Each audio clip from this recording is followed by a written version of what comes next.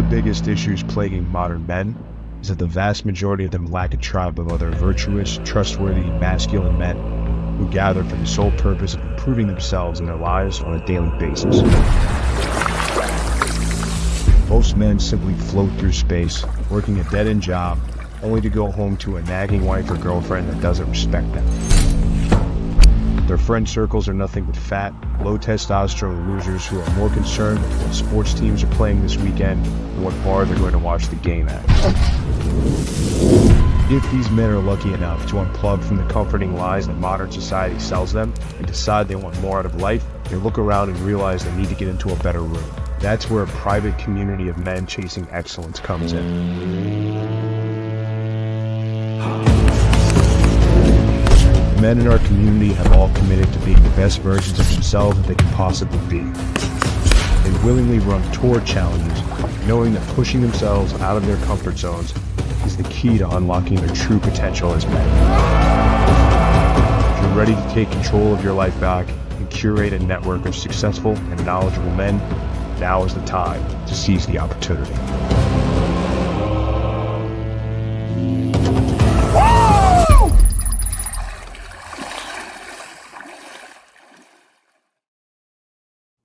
All right. Welcome back, guys. We're doing a Playing to Win podcast. This is the 103rd installment. I'm joined today by my friend Jason Hartman, who I guess you're formerly the world's richest homeless guy because now you bought a house?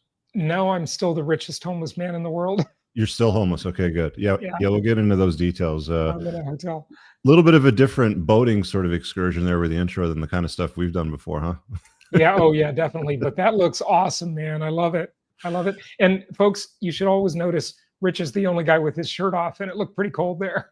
Yeah, well, that's, we do cold plunges. There's these portable saunas that our guides bring in that we set up, and they're wood fired. So we do hot, cold immersions in the lake. So there's always that going on. But thanks for joining me today, man. You're longtime friend. I met you in person in real life at Gammon's event.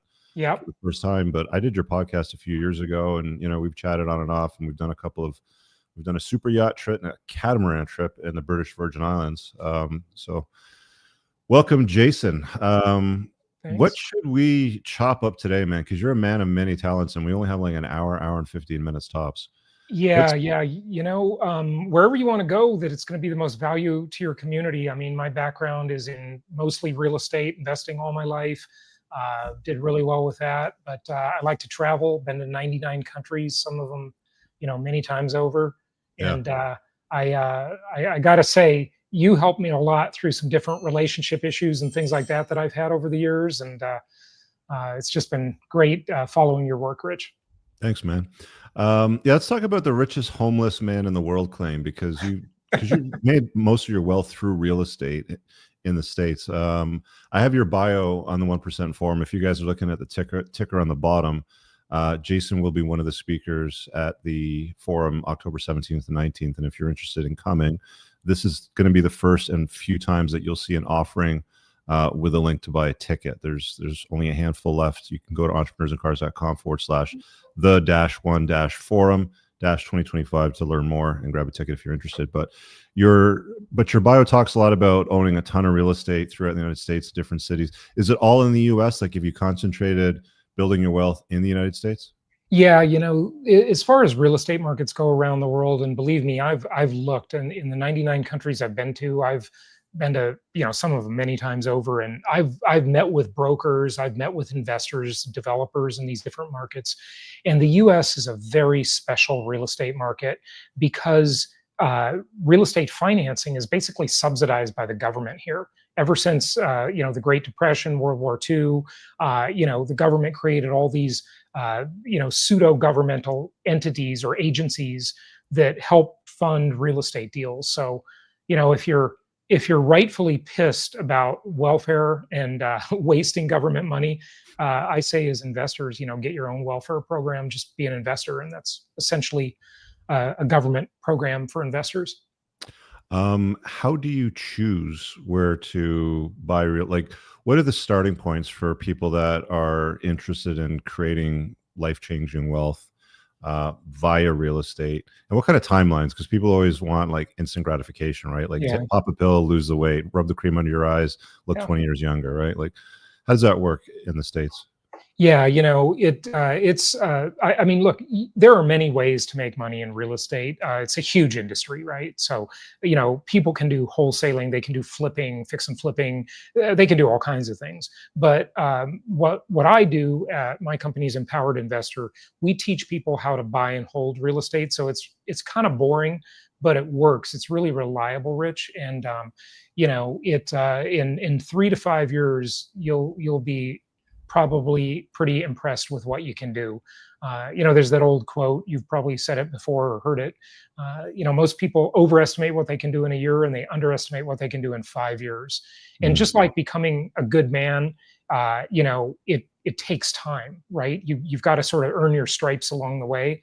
And that's true with real estate investing too. And how do you evaluate that investment? Like, what do you look at as far as demographics, the renter, the location? Like, what are the key variables that are really important? You don't have to get through like a huge list of everything, but maybe like the top 3 to 5 sort of thing. Yeah. So first of all, when looking at markets, in the U.S. it's a huge country. Outside of the U.S. it's a huge world, and but you can always divide it into 3 basic types of markets: linear markets, hybrid markets, and cyclical markets. Okay. And linear markets, it kind of visualize looking at a chart, right, of appreciation over time.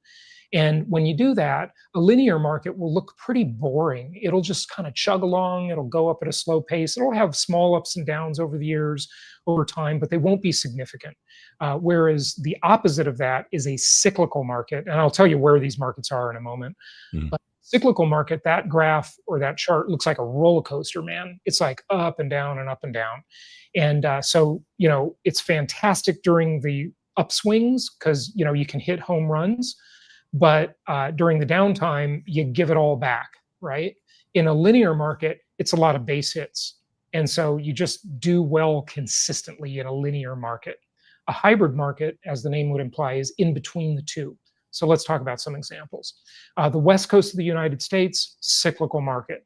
Glorious highs, ugly lows, ups and downs, okay? The expensive Northeastern markets, Washington, D.C., New York, Connecticut markets, Boston, those type of markets, those are cyclical ups and downs. Where I lived most recently, South Florida. So if you look at like Miami, cyclical market. Almost everything else, as the wonderful Hillary Clinton, just kidding, called them the flyover states, right? Almost everything else around the country is a linear market, with a few exceptions that would be hybrid markets. And almost everything in the world, around the world, is a linear market. Most markets are linear. Okay, they just kind of chug along and appreciate slowly and nicely and consistently. Around the world, let's go back to cyclical for a second. Think of Paris, London, Hong Kong, Dubai, cyclical markets, right? Very speculative in nature. And so the linear is where I play and where I recommend people play if they're patient and they just want to create wealth over time. And the time is going to pass anyway. You might as well do something that's conservative and reliable. And then the hybrid markets, there's not too many of them, but in the US, a couple of examples would be Austin, Texas, Denver, Colorado, markets like that. Nashville, Tennessee would be considered hybrid markets between the two. And which ones do you prefer? Are you more of like linear. a linear? Okay. Yeah, linear. Yeah. And I mean, look, if your timing is right, okay, the cyclical is where you're going to make the most money, right? But it's very hard to time the real estate market. Believe me, I've tried. I've interviewed thousands of experts over the years on my show, and man, it's largely luck. It's kind of like trying to time the Bitcoin cycle, right? right. It's speculative, right? Is a linear pattern the one that most of the big investors are following, like you, Kenny McElroy, Robert Kiyosaki, like stuff like that? Well, that's a good question. I would say Ken follows linear and hybrid, and I do linear and hybrid, but Ken doesn't do anything that I'm aware of in cyclical markets. because they're just too difficult. Now, interestingly, on the political side and the legal side, linear markets tend to be more conservative. They tend to be, the Trump voters, right? If you look at the map of the country, right, all the, mostly the only people that voted against Trump were in the cyclical markets, right? It's kind of funny how that works. And the other thing we look for, Rich, is we want to invest in landlord-friendly markets. And so, if you're in the Socialist Republic of California, for example, it's a very landlord-unfriendly. If you have a bad tenant, good luck getting rid of them, because if they know how to play the game, they can just screw you over for a very long time. Whereas in the linear markets, they're conservative markets. They expect people to follow the rules, right? You don't pay your rent, get out, right? That's the way. Is that state or is that city? It's both. Yeah, it's both. I mean, there can be, for example, you look at Texas, right? Texas would be a conservative state, but you look at Austin, and that's a liberal city. But mostly, they're similar. Okay. Yeah. At what point, like, there's that notion of from good to great, like that heavy flywheel that it takes a lot of effort and energy to sort of get turning. Yeah. At what point for most real estate investing in the States does it start to become a little bit easier where the dividends are paid, you figure out stuff, you can kind of share things like expenses, doors, with HVAC units, sort of like stuff starts to make a little bit more sense. Like, at what point does that work for most real estate investors? Because I know a lot of guys that have dabbled in it, maybe done a little bit here and there. They have a couple of doors, a couple of properties, but they never really scale it up big, like some guys like you have, right? Yeah. So that's a great metaphor. Jim Collins in the book Good to Great, he talked about the flywheel. He explained that really well. And it's the hardest part is to get going. When I was taking training to get my pilot's license, right? The only time the plane is really on full power is on takeoff. Okay. The rest of the time you're throttling it back. So that's the hardest part. And it's that first couple of years, and then the flywheel starts to finally move, and we did every month we do a master class that's just free, open to the public. And the month before last, I did one on what I called the perpetual motion machine. About 150 years ago, everybody's trying to invent the perpetual motion machine. It's not possible. Free energy. It defies the laws of physics, right? But with real estate investing, it really is possible, because you get to a point where you have some properties, and then those properties have appreciated, the tenants have paid down the mortgage balance, and you can refinance them and have them buy you more properties. And that's the perpetual motion machine, right? To where you can get the portfolio self-funding itself, so that you really don't have to put any more money into it. Your properties buy more properties for you. And we have a whole spreadsheet on this, and it takes an hour and a half to really go through it, but that's the idea. You said that's free. You're doing that on your channel, on the Empowered Investor?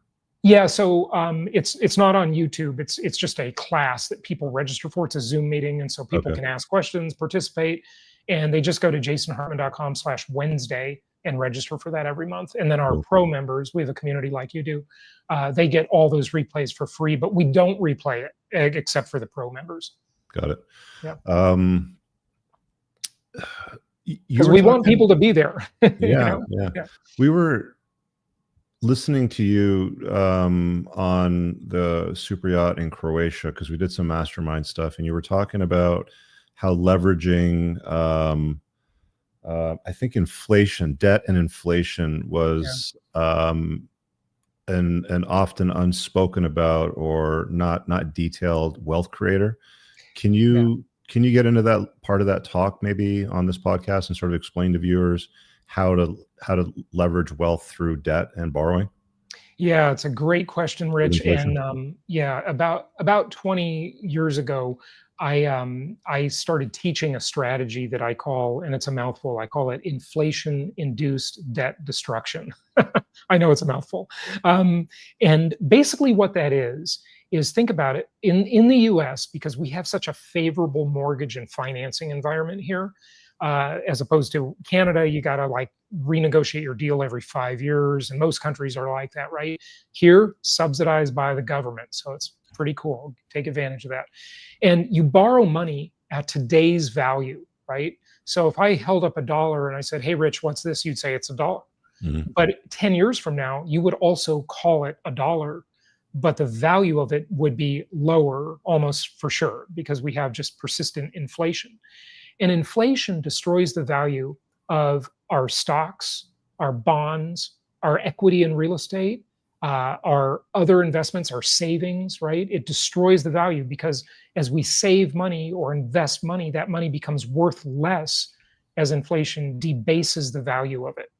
But it also destroys the value of debt, my favorite four-letter word, right? So if you borrow $1 million at today's value, and if there's 10% inflation, now during Biden, that take only 1 year for 10% inflation. But now, it might take 2 or 3 years to have 10% inflation. Either way, 10% of inflation occurred over some period of time. Now that $1 million loan that you borrowed, if you owe 1 million, you get your mortgage statement, it says you owe 1 million still, right?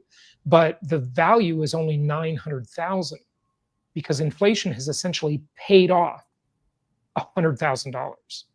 That's like free money. Right. And so most people, they get completely screwed by inflation, right? The poor, the non-investor class, their money keeps getting debased and devalued through inflation.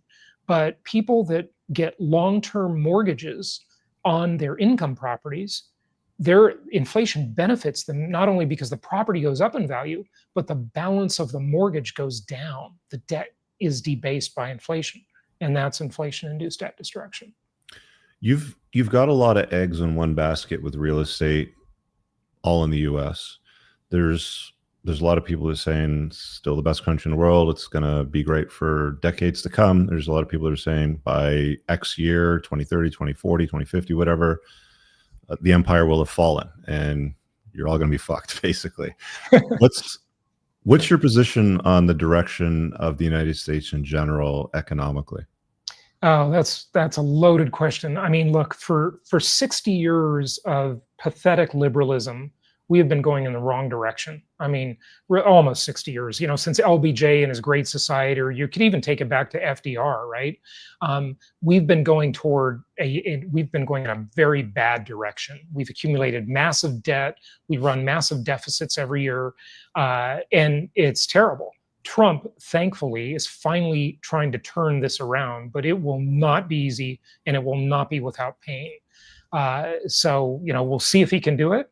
But, it's looking pretty good, I think, overall. A lot of people have likened the United States to Rome in the fall of Rome. Mm-hmm. And, when you study the fall of Rome, you realize Rome fell from within. It wasn't really an outside enemy that destroyed Rome. I mean, I guess you could argue that sort of, because Rome was fighting a lot of wars that it shouldn't have been involved in. And you could argue the US does that way too much too, right? But mostly it fell from within. Yeah, right. A lot of debauchery, a lot of sloth, and really just bad habits. And that's what happens, right? We've all heard that cycle of it takes strong men to make a great society and a great world, and then weak men destroy it, right? But strong men become weak when they have luxury. And they become apathetic. It's just human nature. We all do this, right? When things are going well, we relax a little bit, and we don't go to the gym as much as we should, or whatever it is, and so it's always a cycle like that. And the trick is, one of my, we're going on a little bit of a tangent here, but one of my favorite quotes is from Napoleon, and Napoleon said, "The most dangerous moment comes with victory, because when we're victorious, we become complacent." And we let down our guard. And so that's a lesson to everybody. The most dangerous moment comes with victory. So don't be complacent after you win, right? Just keep doing it. Stay disciplined and keep doing it. Are you starting to diversify your holdings outside of the States, just sort of hedge it a little bit? Or are you still definitely holding all in the States for the foreseeable future? Well, last year I did open a foreign bank account. mostly for like estate planning and asset protection. Mm. But also it gives some diversification because there are some things I can invest in that, really aren't very investable within the US. Mhm. But I do not own any foreign real estate.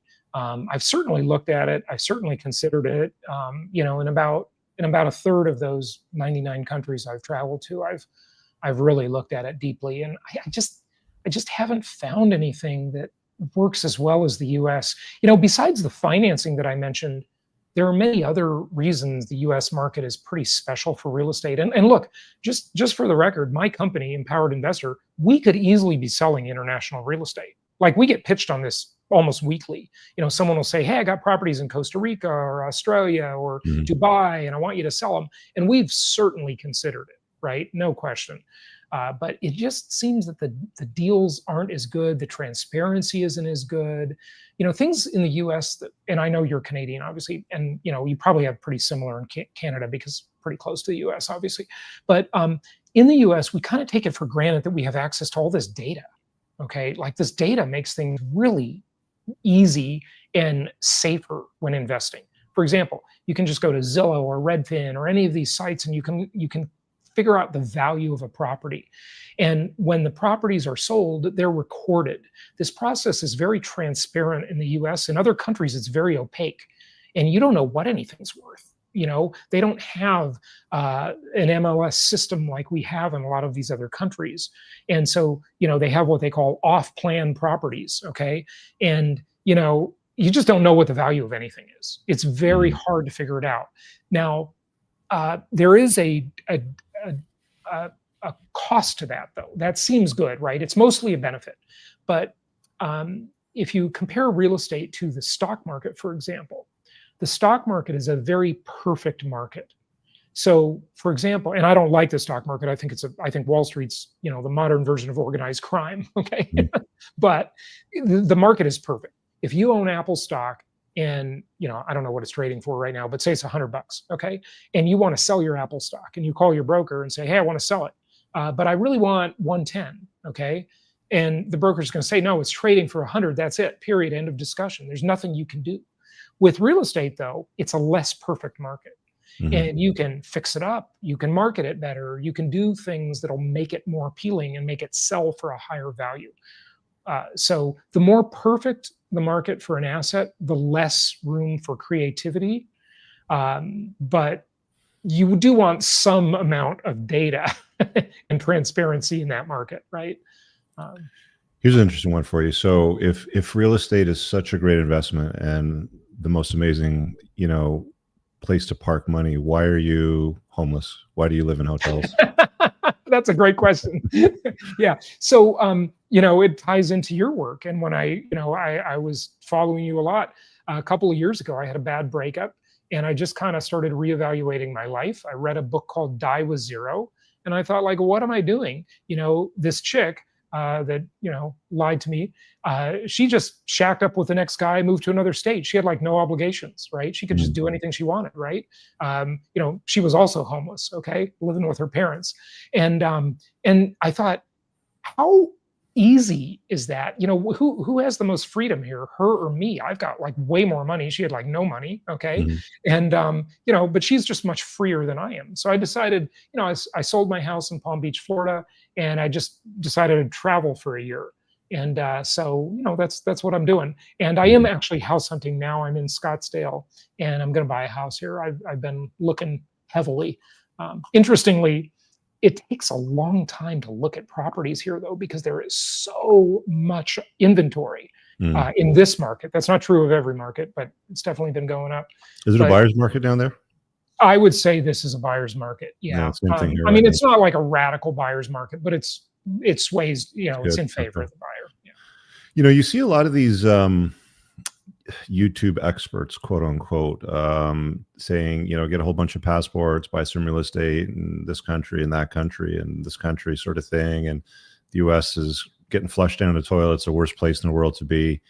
And by all measurement, a pretty smart guy in this podcast right now, that's all eggs in one basket in the States, traveling the world, you've seen the world, you've probably been to a lot of these places that these Yeah. guys are all like, get 15 passports and buy real estate in this obscure country in some bullshit part of the world sort of thing. Yeah. What's your take on all of that? I mean, you've probably seen all these videos and social media gurus and all that sort of stuff. Like, Oh what do you yeah, think sure I about all have. that? Yeah, I've definitely studied that intensely. I've read books on it. I've interviewed many people about international investments and all this kind of stuff. You know, it's kind of like a spoiled kid who doesn't appreciate their parents and what they Mhm. provide for them, or a spoiled woman who doesn't appreciate her husband and what he's providing for her. You know, either one. Mhm. And you know, it's I mean, most of the world, the economies just suck. They're fucking tragically bad. Okay. I mean, one of my favorite places to go is Europe. Okay. But Europe is a disaster of epic proportions. Okay. Like the youth unemployment rate in Spain or Italy or Greece, you know, is like, this is for male, I think males, I mean, it depends what survey you look at, but like males under 35 years old. Okay. Mhm. They're like 52 or 54% of them are unemployed. These places just have like no economy in a lot of them. If you look Mhm. at, I mean, one thing I'd recommend for anybody who's thinking like this is just look up the GDP per capita of any country and the income per capita of any country that you like, right? And you'll find that those two won't be far apart. They're pretty close, GDP per capita and income. And you'll see that, you know, their per capita GDP is like, you know, $12,000. Okay. And yeah, you go there and you think, oh, I can buy this awesome place. But it's not really that great. The construction quality is bad. The supply chains are terrible. Um, you know, the workers tend to be lazy, Mhm. or there's just a million laws and things that get in your way. I mean, I remember, you know, I go to Europe pretty much every summer. I was born in Europe, just so you know. And I go pretty much every summer. Okay. And about 5 years ago, I was on a trip and I posted this on Facebook and I just realized, and I posted, uh, in America, the customer is always right. In Europe, the procedure is always right. Mhm. And it's like I just cannot believe all of these countries with this incredible history and art and culture and science. I mean, these are the, you know, all these European countries made the world. Okay. We really got to appreciate them. But they have become so bogged down in their own fucking bureaucracy and their own like linear thinking. It's just amazing. You know, I'll be at a hotel and I'll ask for something and it's like, well, that's not the procedure. Well, I'm a customer. Just take care of it. Like, just think out of the box. It's mind-boggling to me. Like the one of the lowest business startup rates in the modern or the advanced world is Germany. And in Germany, you try to start a business, okay, and it's you are hit with roadblock after roadblock after roadblock after road. You know, just everything is getting in your way. You know, it's nice to visit these places, and you know the buildings look great and the food is great, but man, you try to do anything and you realize all of these countries are like stuck in the past. They just, you know, it's just a hugely different thing. So you've traveled a ton in the last couple of years. I mean, whenever I talk to you on WhatsApp, you're like, I'm in this random place. I'm over here Yeah, now. I'm in Japan or Yeah. Thailand or whatever. Yeah. What parts of the world do you like the best and why? Now Yeah, that you've you seen know, so yeah, much. yeah. For culture, I like Europe the best. For you know, if you want to see amazing amounts of wealth and really amazing architecture and buildings that's modern, go to the Middle East. I was in Qatar recently and I couldn't believe it. I mean, it's just like dripping with money. Of course, Dubai and Abu Dhabi are too, and I've been Mhm. there a few times. But you know, and then you know, Asia, I mean, it's just all different. And if you're single and you're a passport bro, you know, that's part of your audience, I'm sure. You know, I would say just go to these places and check them out and have a good time. And you'll definitely find that with women, they're just much more friendly and much more traditional in the sense that they actually value men. Whereas in Western Europe and the US and Canada, it's like, it's just a disaster. I mean, so the social life is just a mess in these places because All of the rules, if you will, the customs, they're not really rules, but they're sort of implied rules that have worked for thousands of years to organize society. Starting really in the 60s with second wave feminism, just going through these countries, it's just changed everything. And the culture is just not great. So business in the US is fantastic. It's a great place to do business. Americans understand business and they're great at it. But the culture and the social life, if you're single, it's worth considering other places. So make your money in the States, enjoy life and women elsewhere, basically. Yeah, and then you're geo arbitraging your money. Okay, so your money spends a lot better in some of these other places, and that is true. A lot of passport bros go to Thailand and they're amazed at, everything's like 1/3 the cost, right? But at some point, like if you're really wealthy in the US, there are services and things that just aren't offered in these other countries because the economy can't support it. So, if you like real luxury, you won't be able to access it in some places. In the Middle East and the richer Asian countries, you certainly can, but a lot of these passport bro destinations, you can't really do it. Yeah.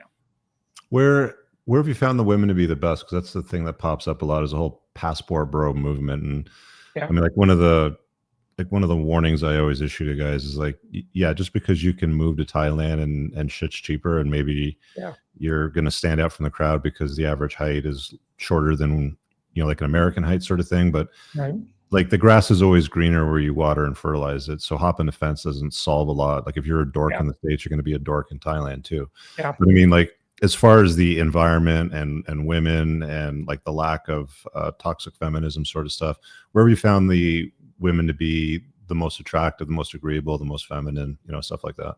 Yeah. Well, before I answer that, I'll just say that one of the things I've always said is that feminism was a conspiracy to lower the birth rate of educated white people. Okay, now why do I say that, right? It sounds crazy. Well, the reason is that in the 60s, colleges were full of educated white people. Okay, and you notice that only the white people were dumb enough to fall for it.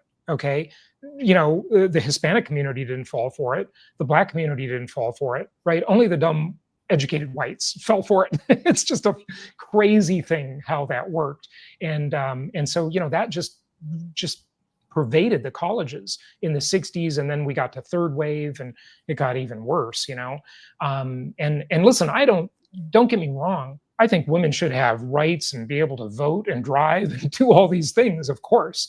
But it's just this man-hating type of environment that it's come to is just radical. It's crazy.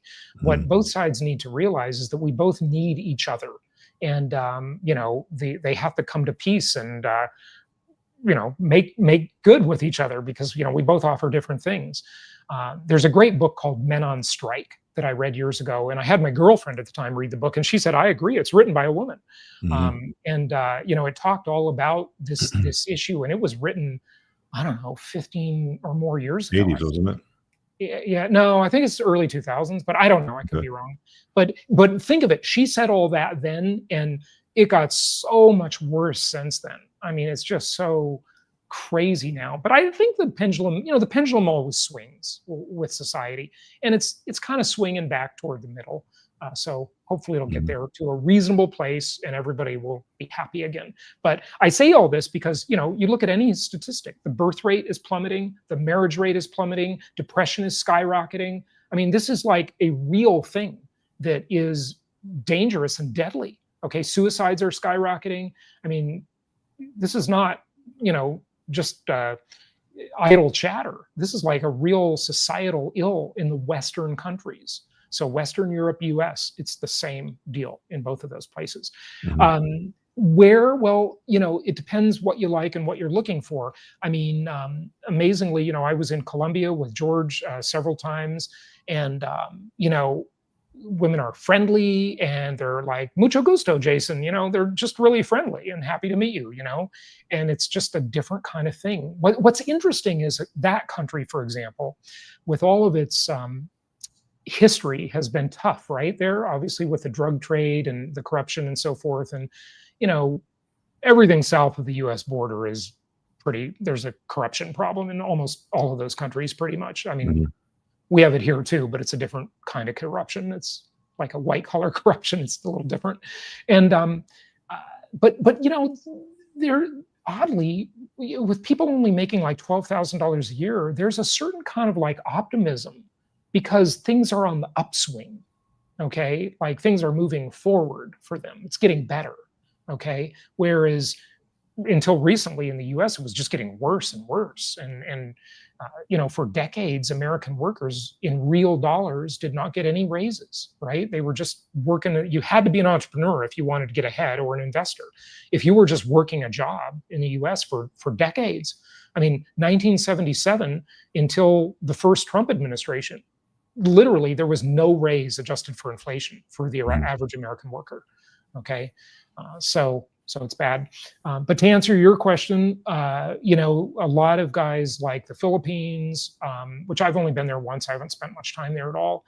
But Southeast Asia, you're going to find just a whole different thing. But everybody's attracted to different people and different culture and things like that. But Eastern Europe, the problem with Eastern Europe, even though I think the attractiveness level is very high there, is that the attitude and a lot of those people have lived a pretty hard life, or their parents have at least, and they're a little somber about it. Yeah, they're pretty harsh in Eastern Europe.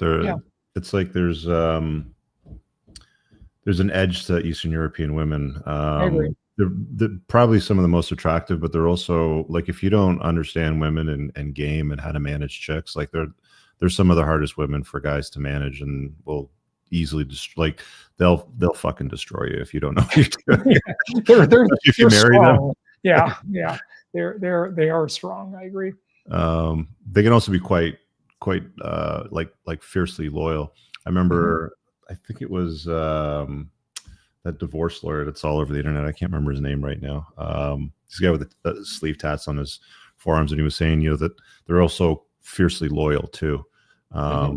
So, I mean, as long as you're the hypergamous best option and you know how to deal with their bullshit, which will inevitably come up, then things will be fine. Well, and Rich, it totally depends on the country too, of course. I mean, we're talking about a region, but Poland is one of my favorite, and they're Catholic, right? So it's they are loyal and traditional, and it's pretty good. Yeah. But remember, their parents grew up under communism, and it was harsh. Okay, like they were probably. I mean, look, if you meet a woman who's 30 there, right? She was born right after the Berlin Wall fell. Okay, right after Lech Walesa did his thing in solidarity, if it's Poland. So she doesn't know it, but she got it from her elders, right? She understands what it was like from them. We were talking before we went live about the red flags from my book. Are there red flags that you've thought about or maybe identified with real estate investing? Oh, definitely. Yeah, they're like, oh shit, that's a comparison.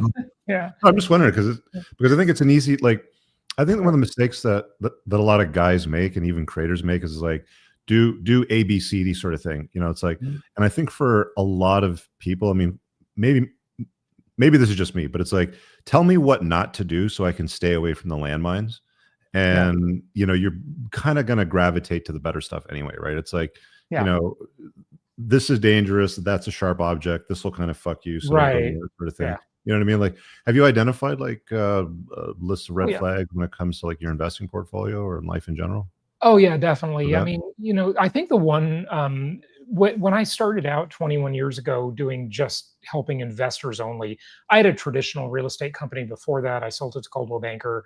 But when I got into the investment only business, not like if someone wants to buy a house, we can't help them to live in, right? But just for investors, 21 years ago, I created what I call the 10 commandments of successful investing. And that's kind of been my core content.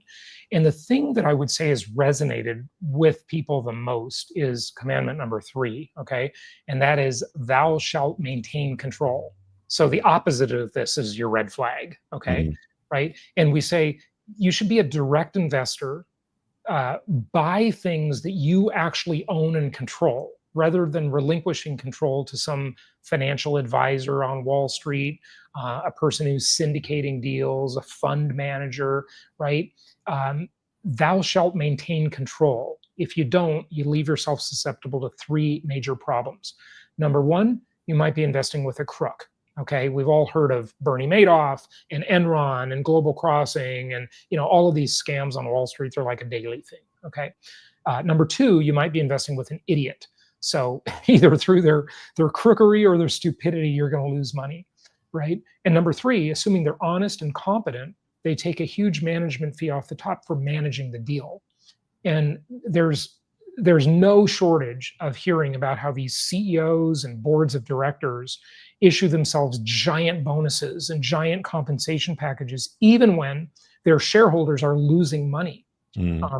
One great example is Larry Ellison, founder and CEO of Oracle, right? We've all heard of Larry. From 2000 to 2002, Larry paid himself out of Oracle almost $1 billion. $1 billion, okay, in 2 years almost, okay? And at that same time, his shareholders lost 61% of their investment.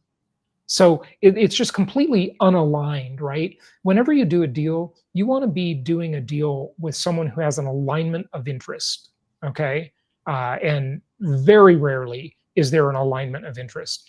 And by the way, this all changed on, with stocks and Wall Street with Milton Friedman, the economist from years ago. And I love Milton Friedman. I think he's brilliant, okay? But the one thing he said is he said that the enterprise, its first goal is to bring value to the shareholders.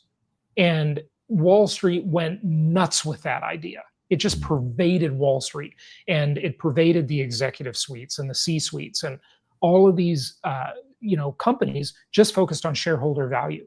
And at the same time, they were screwing over their employees, and they were just taking all of these profits for themselves. So their goal was to get the stock value up. And so the investors were like temporarily happy, but their options packages made them so much richer than their investors. And so it's just like an out of alignment thing. I'm not sure I've explained that perfectly. No, that makes sense. What's your take on alternative investments, kind of like crypto, Bitcoin, more specifically? What do you think about that? I mean, Bitcoin, everybody's got pretty much the same funny story. I first learned about it when I was doing a speaking engagement years ago in Central America. I've done a couple international engagements, right? And I remember one of the other speakers was telling me as we were standing on the beach barefoot, for a cocktail party, he was saying, he was telling me about Bitcoin, and it was $74. and we're at what, 106,000 now or something like that. And look, my opinion on Bitcoin and crypto, we have to first of all separate those two, because cryptocurrency is not Bitcoin. Bitcoin is a different animal. It's in a class by itself. It is way better than any other crypto. Okay, is that it could go to nothing, right? The regulators could attack it. Maybe quantum computing could hack it. I don't know, but I want nothing more than to see it massively succeed. Okay, and I own a bunch of it, right? But I wouldn't put a lot of my money there, right? Maybe 10% of your net worth maximum. Okay, because it really is just air. It's just code. It has no intrinsic value. It doesn't produce income. Right? To me, if you want to qualify something as an investment, it must produce income. If it doesn't produce income, it's totally a speculation. If the whole strategy is buy low, sell high, that's speculative. Okay, that's gambling. And, you know, you can gamble a little bit. I think it's okay if you've got the money, but just be careful. Okay. And I want to be wrong about this. I want to see Bitcoin be the thing. I love it. You know, it's like the freedom currency. So I hope it succeeds wildly, but I'm cautiously optimistic. Are you thinking the same when it comes to stuff like gold, or do you have a different opinion on gold? Well, gold, I mean, gold, you know, gold is, the advantage of gold is it's got the history. Bitcoin's only got 15 years, okay, or a little more than that. You know, so gold has got thousands of years. And the problem with gold, though, is it doesn't produce income. It's the same problem. So it's speculative.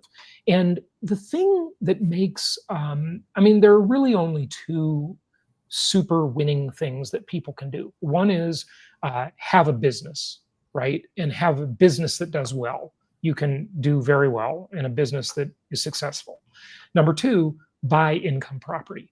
And on the income property side, the reason it beats everything else is because it's a multi-dimensional asset class. So, you know, think of an iceberg, right? And the old saying that most, you know, only a little bit of the iceberg is above the water, most of it's below the water.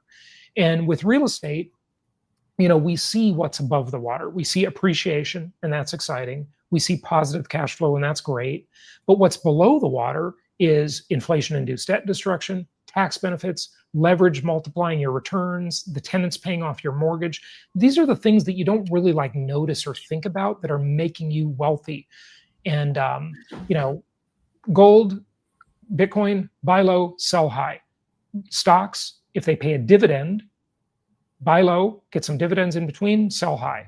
That's the whole game for either of those assets. With income property, you've got like 6 things that are making you wealthy all the time that are just working for you constantly. What are we got about 15 minutes left, so let's do this. What are the top best choices that you've made in your life, and what are the worst choices that you've made in your life? So you can pick maybe like 3 from each category. Like, what's the best shit you've done and the dumbest shit that you've done? Yeah. Okay. So best choices: leaving the Socialist Republic of California about 14 years ago, moving out of California and moving out of a high tax, high regulated environment is going to help you get wealthier a lot faster. When I moved to Arizona in 2011, when I crossed that state line, my state income taxes went down by 69% from California. Okay. And, you know, it's just a whole better environment socially and everything. So leaving California, great decision that I thought I might regret. Okay. But I didn't. I'm very glad I did that. I used to say, beautiful state though. Yeah. It's a great place to visit. Pretty, yeah. Don't be in their, don't be in their tax nexus. Yeah, that's the problem. I used to say that I was glad I didn't get married before the era of social media. And I was saying that from the perspective, Rich, of a guy who thought, well, social media is increasing my opportunities, right? And, you know, like online dating, increasing your opportunities. But that is, I changed my mind. That was actually a terrible decision in a way because of the way social media has corrupted women. And it has just ruined the dynamics of the whole game, which, you know, you're an expert on, but I'm glad to talk about it too. And then, you know, some of the dumb things were I'd get kind of like sick of a property over the years and just sell it because I was just kind of sick of, I had this problem or that problem. And then, you know, it's worth much more now, you know, so that was a bad decision. What sorts of things would make you sick of it? Like, you know, pissing you off, you wanted tenant to, like, issues, repair and maintenance issues, you know, and these things are, you know, the thing with those, they come with all properties though. Yeah. You know, you're going to have like annoyances. Okay. And part of that game is that with the properties, being a direct investor, you're going to feel the bumps in the road because you're running the deal, right? If you buy stock in a company, you know, Tim Cook is never going to call you from Apple and say, hey, Jason, what should I do? Right. You know, you got to make a decision, you know, but the thing is they're charging a giant management fee for doing that. So you got to just sort of manage your emotions. That's a big part of being an investor of any kind, but definitely a real estate investor. What else? Gosh, well, you know, when we were in Croatia on the super yacht, I was on the raft. You were on the raft too, being pulled by the jet ski, and that raft flipped and gave me 2 really bad shoulder injuries. And if I was in better shape before that, the injuries might have been prevented, right? Because for some reason, like my arms flailed around, and I don't know, I injured them. I'm not sure what happened. It happened so quick. And then I couldn't work out for basically 8 months. And I'm just getting back into it now. And, you got to have a reserve of extra fitness that is kind of like more than you need, right? Kind of like investing. You got to have more money than you need, right? Because you don't know which way things will go. And I think that was a big mistake. Because I didn't know, I never had a real injury. I mean, I've always been a skier, and I never got injured. I couldn't believe it, right? And this was my first like sort of life-changing major injury. I dodged the bullet before that. Yeah, I mean, to that point, I had the opportunity, I think, to get on the same tube at the time. Yeah, you're lucky you didn't. Driving the tube, and I was like, no, I'll wait. Yeah. No, it's cool. You guys go ahead. Yeah. But you were on that tube before. You're lucky you didn't flip. Well, I was on with the right passengers. Like I hopped on with a couple of the gals that I knew that we're going to have the drivers slow down. Oh, okay. Got it. Yeah. That jet ski, I'm pretty sure, or really wave runner. I'm pretty sure that thing had like no governor on it. No, that thing ripped. It was like a McLaren. It was insane. I mean, it was not like a jet ski you see in the US. Okay? Yeah, where they're governed to like barely get up on a plane, right? Yeah. No. Yeah, they're probably governed to go 50. I bet that one goes 60 or 70. What's the most fun that you've had? I mean, like, you've done some pretty cool shit. I mean, you talked about pilot's license. I know you've talked about yachting. We were talking about, I think you said you were considering buying a catamaran at one point when we were down in the British Virgin Islands for that. Yeah, I was going to buy one of those exact catamarans. I'm glad I didn't, yeah. Because, being on them, I didn't think they were that great, honestly. Yeah, it was a little bumpy in the crappy weather too in the water. But like, what's the most fun? Like, what would you recommend guys aim to go and do at least once in their life? Like, go make some money, create some freedom for yourself. Like, what would you recommend as a must-do activity? Oh, wow. Like, this is, for me, like, the most fun I can have with my clothes on is probably doing supercar rallies. Like, I love ripping cars fast through the mountain passes, just at the limits of grip, hanging out with your boys, eyes out for the cops, maybe have to run from them sometimes. I don't know. Yeah. Well, there's a great song about that, Rich, and it's from the band that started in your city, Rush. Called Red Barchetta. Red Barchetta. You don't know this song? No, I know the song. I just have to listen to the lyrics. I was never a big Rush fan. Like, I had to introduce you to the Tragically Hip, right? Yeah, you did. But Rush is fantastic. I love Rush. Yeah. Anyway, so Red Barchetta is about the sports car, Red Barchetta. You obviously know what that is, right? And he takes it and drives it through the mountains, and he describes the whole scene of him racing the car, trying to escape the government that's chasing him, basically because I'm gonna go dig through that after this. But I mean, for you, like, what's your recommendation for guys to go and, like, we always seek, like, there's always some challenge, there's always some level of competition, there's always some thing. Like, what have you done where it's like, oh yeah, this is like a must do, like, guys have to do this shit? Well, I would certainly say, although I've only done it once because I didn't want to make a lot of money, buy a lot of real estate, like make a lot of money, of course. You should do that. Yeah, you should definitely make a lot of money. Yeah, that's a thrill for sure. But I'd say skydiving was definitely, I mean, skydiving is very fun. But if I got a terminal disease tomorrow, I would do it every day. Really? Skydive every day? Oh yeah, it's great. Yeah, wow. It's a major thrill. Yeah. See, I'm one of those guys that likes control of the adrenaline. Like, I have to be in the driver's seat. I got to be driving the car. I got to be on the motorcycle. I got to be on the jet ski. I got to be flying the plane, sort of thing. Yeah. I don't like flying a plane is pretty fun too. I like flying anything. Yeah. I love aviation. Yeah, I'm a huge aviation fan. I think you said that you grew up in a single mother household, and she wasn't particularly, like, well off, right? Like, when you're growing up. No, not at all. Not at all. We didn't have any money. It was not that great. And the single mom thing is, kind of like, I saw some of the stuff you talk about. I saw it from my mom dating when I was a kid, right? Yeah. And things were different back then, obviously, but not that different, I guess. Yeah. How does money change or improve your life? Does it make you happier? Like that level of wealth that you're at? Yeah. Before you answer that, so Yeah. the reason why I'm asking the question is because one of the things that I get criticized for by the guys that don't like the notion of doing work or think that it's too much work or that it's not worth it is I always tell them, look, guys, aim to be a millionaire by the time you're 30. If you miss that mark, at least hit it by the time you're 40. There's no reason why you can't hit it. Yeah, absolutely. You've done that many times over. So, like, how has that changed your life? Was it worth it? Yeah. Number one, you got to not let money become the master. It's just a tool. Okay. And, I kind of spent a lot of time in my life, and it was a mistake, I'd say, being on the treadmill, just chasing the dollar. And what I didn't realize is that I didn't have to keep chasing. I was done. Okay.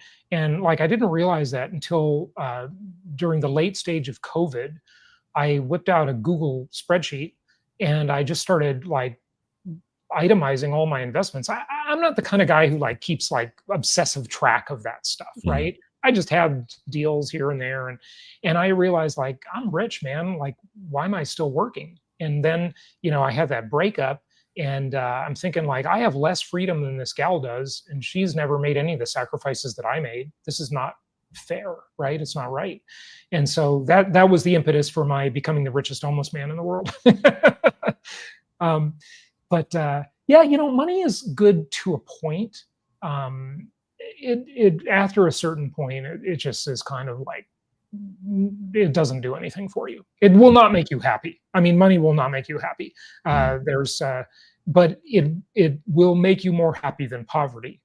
Okay, so yeah, they say it's always better to cry in a Lamborghini than to do it on the bus stop seat, right? I would say again, so. I've never seen guys crying in a Lamborghini. I have lots of friends with supercars. They just don't. Right. Yeah, they just don't. The other thing is it just gives you a lot of choices and a lot of options. Optionality. And you just don't, a big part of like stress in life comes from not having money for most people, right? Yeah. And so the money thing is just something you ought to just take care of it. Like become the millionaire by your 30, like Rich says, just get it out of the way, check it off the list. Okay. It's just one of the mountains in life you have to climb. You got to climb the health mountain and fitness mountain, right? And you got to take care of that. And you got to take care of the money, right? Just get it taken care of, right? But once it's taken care of, like, yeah, keep earning money, but you don't need to be like obsessive about it once it's done. Right. What's a realistic timeline for the average American in a good city that gets into real estate, maybe follows some of your advice and your protocols, attends like your Zoom sort of webinar? Is it a 5-year timeline to make $1 million? Is it 10 years? Like, what would you think that would depends what they're starting? Yeah, it depends what they're starting with. Starting with 100 grand. Yeah, everybody starts different. So if you have 100 grand, you could buy 1, maybe 2 properties nowadays because they've gotten a lot more expensive. And it depends on the market cycle too, right? So depends what side of the cycle you're on. But in 5 years, you should be able to accumulate 2 more houses and have 4 good rental properties. If you're starting with just 100, but if you're starting with more, you can do it faster. So 5 to 10 years would probably be like a reasonable timeline.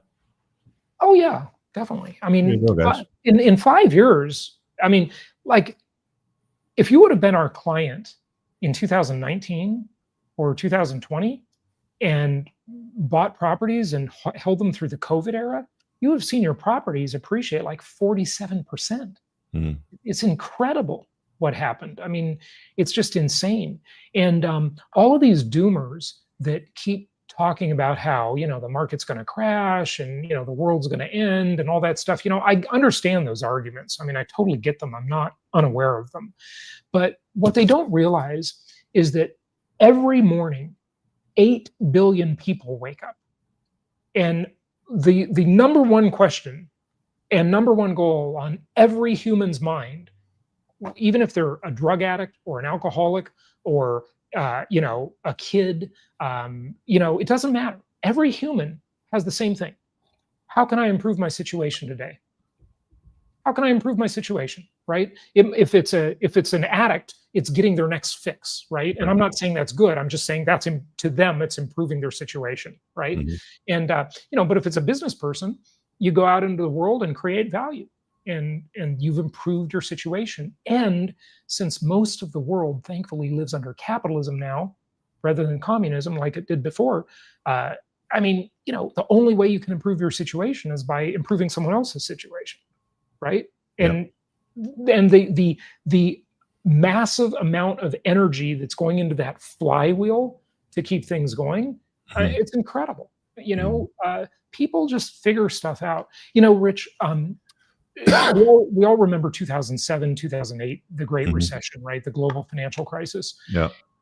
And one of the things I said back then on my podcast to my investors is I said, look, the day before, and most people think the day that crisis started was when Lehman Brothers fell, okay, when they failed. Mhm. And the day before Lehman failed, the world had the exact same amount of real estate, of oil, of gold, of everything, right? It didn't change after the crisis started, right? All it did is change positions as to who was on the side of the trade, Mhm. right? And I just want to help people get on the right side of the trade. It's kind of like you do in life and love life. You want to help Yeah. guys get on the right side of the trade. Yeah. I mean, I like talking to guys. Like when I did George Gammon's, conference, it was like basically like, hey guys, you're making a lot of money, or you're going to be making a lot of money. Here's how not to lose that fucking money that you're making Yeah, when it comes to relationships. right. So that's always an interesting conversation. So let's start to wrap it up on that note, because I want to respect your time, because I know that you got another thing happening after this shortly. Last question I just see over in the chats from my boy Lair, and he's like, what direction would you suggest to go to build the first 100K? I think you mentioned earlier that you've got like Zooms and like an empowered investor program. Is there Yeah. somewhere where people should go to sort of start with those basics to sort of get the wheels turning? Yeah, I think that the first thing with anything is education, obviously. And when I discovered you, Rich, I did not know what I didn't know, right? And now I know what I didn't know because I followed your work in your field. And in my field, it's the same way. You're just going to learn a lot of stuff. Listen to my YouTube channel, listen to my podcast, join our monthly master classes. They're totally free. You don't have to spend a penny for any of this stuff. It's all free. Mhm. And then get your first property and just pay attention to it. Okay. Andrew Carnegie had a great saying. He said, the secret to wealth is put all your eggs in one basket and watch that basket. Okay. As long as it's a good basket, right? And just watch that basket and manage it. And, it will work for you. And really the only things to do are a business and the real estate. I don't know of anything else that's reliable that you can do other than those two things. So for those guys watching, I'll add Jason's YouTube channel. It'll tag, so it'll hyperlink in the title of the YouTube video, so you can go sort of start there and go down the rabbit hole. And again, if you're interested in maybe meeting Jason in person and hearing his talk, he'll be at the 1% Forum October 17th and 19th. And those tickets are now available to the public, entrepreneursandcars.com/the-1-forum-2025, which is in the ticker below. It's been ticking along the entire show. Jason, thanks for joining me. I look forward to seeing you in the fall and hanging out again soon. So much. Yeah. Thanks, Rich. And I look forward to seeing a lot of your followers in Toronto. It's going to be great. Looking forward to the event. Thanks, man. We'll talk to you soon. All right, guys. If you enjoyed that podcast, make sure you visit my website at richcooper.ca to learn more about my courses, my book, The Unplugged Alpha, community, or booking me for private coaching. Also, if you are a Canadian with $15,000 or more of credit card debt and what you are doing right now isn't paying off the balances, then visit totaldebtfreedom.ca and hit get a free quote to see if you qualify to settle your credit card debt for less than you owe today over the next 48 months. Make sure you check out the top pinned comment on YouTube for all the links mentioned during the show. Peace.